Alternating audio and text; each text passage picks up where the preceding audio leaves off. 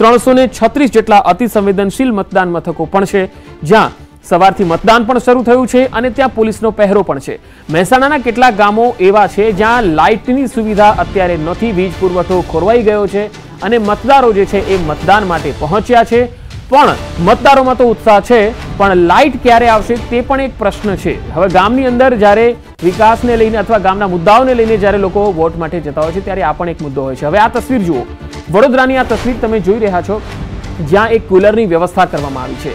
આ એક સુચારુ વ્યવસ્થા જોવા મળી છે વડોદરામાં, આ ગામની અંદર, જ્યાં ગરમી સામે મતદારો જે છે એ હેરાન ન થાય, હાલાકી ન પડે તેના માટે પંખા અને કુલર જે છે એ મૂકવામાં આવ્યા છે, જેથી ગરમીનો ભોગ કોઈ વ્યક્તિ ન બને. સિનિયર સિટીઝનો છે, મહિલાઓ છે, તો તેઓ ગરમીમાં શેકાય નહીં, ગરમીના કારણે હેરાન ન થાય. કદાચ ઊભા રહેવાનો વારો આવે, લાઈન મોટી હોય, કતારોમાં ઊભા રહેવાનો વારો આવે ત્યારે તેઓ હેરાન ન થાય તેના માટે આ કુલરની વ્યવસ્થા કરાઈ છે. તો આ બંને તસવીરો આપણે જોઈ.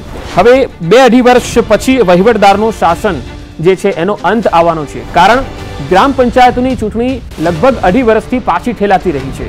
એક યા બીજા કારણોસર, ક્યાંક અનામતને લગતો મુદ્દો એક હતો, ક્યાંક કોર્ટની અંદર એક પડતર મુદ્દો હતો, અને ક્યાંક સરકાર જે છે એ આ ચૂંટણી છે ધીરે ધીરે પાછી ઠેલતી રહી છે, એક મનસા ઉપરને લઈને પણ છે.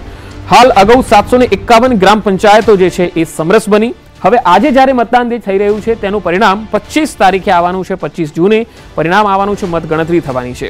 તો ગામના જે સ્થાનિક પ્રશ્નો છે તેના ઉપર ગ્રામ પંચાયતની ચૂંટણી લડાતી હોય છે, યોજાતી હોય છે, અને ગામમાં ઘણા એવા પડતર પ્રશ્નો પણ હોય છે જેને લઈને લોકો સારા સરપંચ અથવા સારો ઉમેદવાર આવે તેવી ઈચ્છા પણ રાખતા હોય છે.